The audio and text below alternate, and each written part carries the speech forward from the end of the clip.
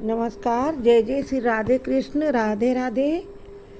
आप सभी का स्वागत है हमारे चैनल पर। आज हम इस वीडियो में आपको बताएंगे कामिका एकादशी व्रत का शुभ पूजा मुहूर्त, इसकी पूजा विधि, कैसे हमें पौराणिक तरीके से पूजा करना चाहिए और भगवान विष्णु का कौन सा प्रिय मंत्र है जिससे भगवान विष्णु अपने भक्तों पर बहुत जल्दी प्रसन्न होते हैं और क्या क्या भगवान को चढ़ाएं और व्रत का पारण किस समय करें।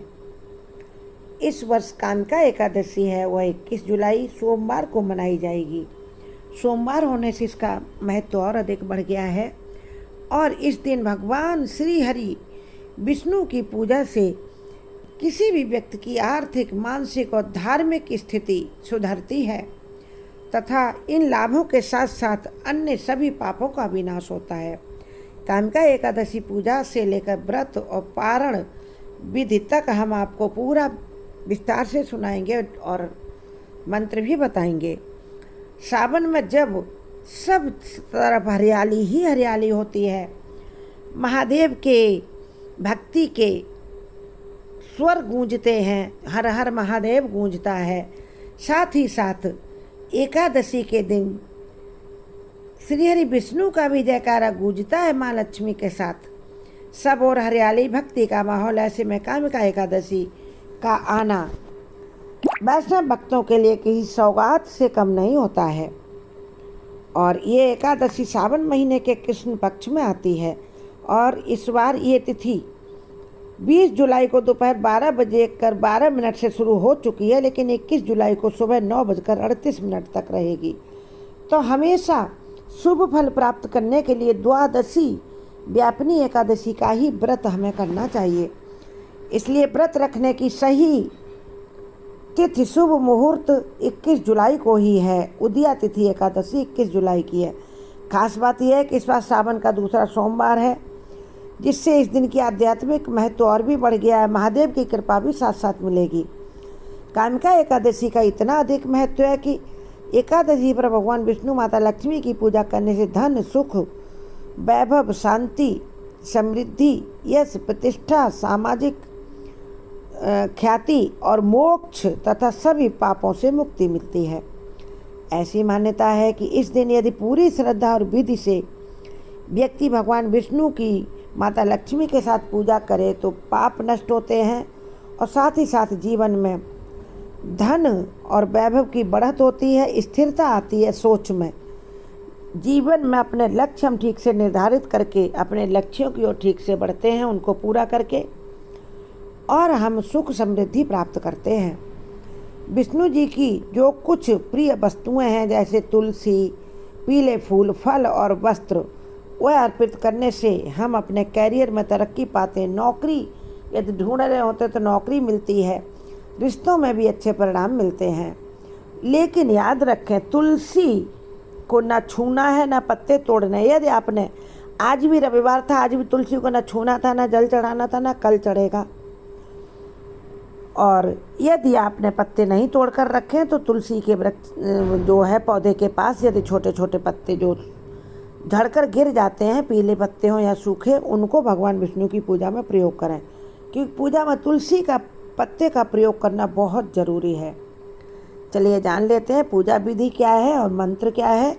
आगे बढ़ने से पहले सभी विष्णु भक्तों से, माता लक्ष्मी के भक्तों से रिक्वेस्ट कि माता लक्ष्मी के चरणों में सब्सक्राइब, लाइक समर्पित करके जय महालक्ष्मी लिखें। चैनल ज़रूर सब्सक्राइब करें और वीडियो अच्छा लगे तो लाइक शेयर करें और भगवान विष्णु के भक्त कम से कम 10 लोगों को वीडियो ज़रूर शेयर कर दें, जिससे ज़्यादा लोगों को इसका महत्व और पूजा विधि पता चले। व्रत नहीं कर सकते हैं तब भी पूजा अवश्य करें पूरी विधि से, और कथा भी सुने। कथा का वीडियो डाल दिया, उसे भी ज़रूर सुने।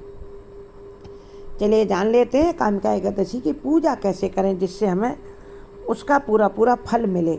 सुबह सुबह स्नान करने से पहले अपने घर की सफाई कर लें। पूरे घर को ठीक से झाड़ बुहार कर, पोंछ कर साफ कर लें। उसके बाद अपने स्नान की बाल्टी में 1 चुटकी हल्दी डालें।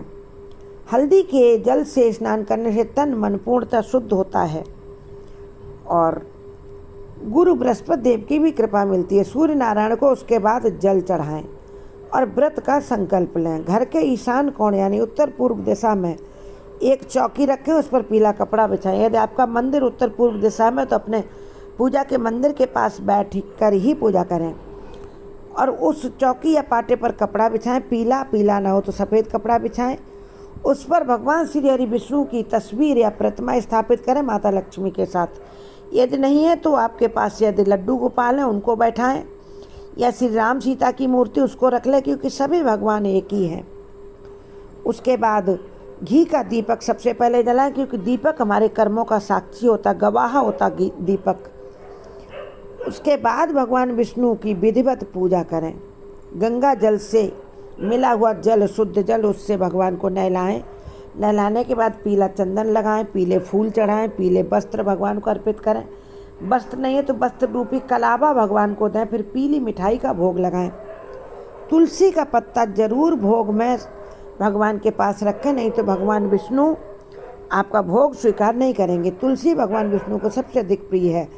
यदि आप और कोई भोग नहीं लगाते तो एक तुलसी का पत्ता भी भगवान को खुश करने के लिए पर्याप्त है। पूजा के बाद भगवान विष्णु की आरती करें और कथा सुने। कथा सुनने के बाद आपने जो भोग लगाया स्वयं प्राप्त करें और बंधु बांधवों में बांटें। उसके बाद भगवान के लिए कौन सा मंत्र बोलना है? ओम नमो भगवते वासुदेवाय नमः। यह मंत्र 12 अक्षर मंत्र है। इसका जितना अधिक से अधिक जाप कर सकें, पूजा के समय एक माला जाप कर लें। फिर चलते फिरते शांत बैठकर जितना दिन में कर सकें उतना अधिक करें।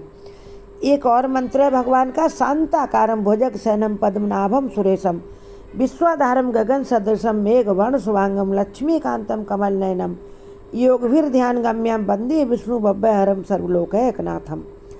ये तो हो गया श्लोक। पूजा करते समय यदि पढ़ सकते तो पढ़ें। और विष्णु को प्रसन्न करने के लिए सबसे शुभ मंत्र यही है, ओम नमो भगवते वासुदेवाय।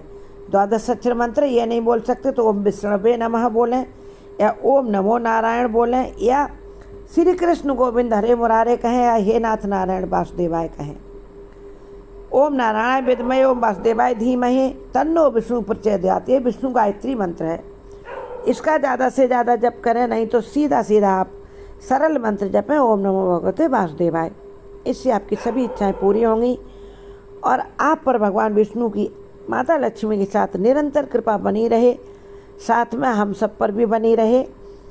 इसके साथ ही इसी रिक्वेस्ट के साथ हम आपसे एक और रिक्वेस्ट करते हैं कि चैनल ज़रूर सब्सक्राइब करें, हमारे चैनल के अन्य वीडियो देखें, शॉर्ट्स देखें, लाइव्स देखें और इस कथा को, इस महत्व को, पौराणिक महत्व पूजा विधि को, पारण का समय आपका रहेगा 22 तारीख को सुबह सूर्योदय के आधा घंटे बाद तक।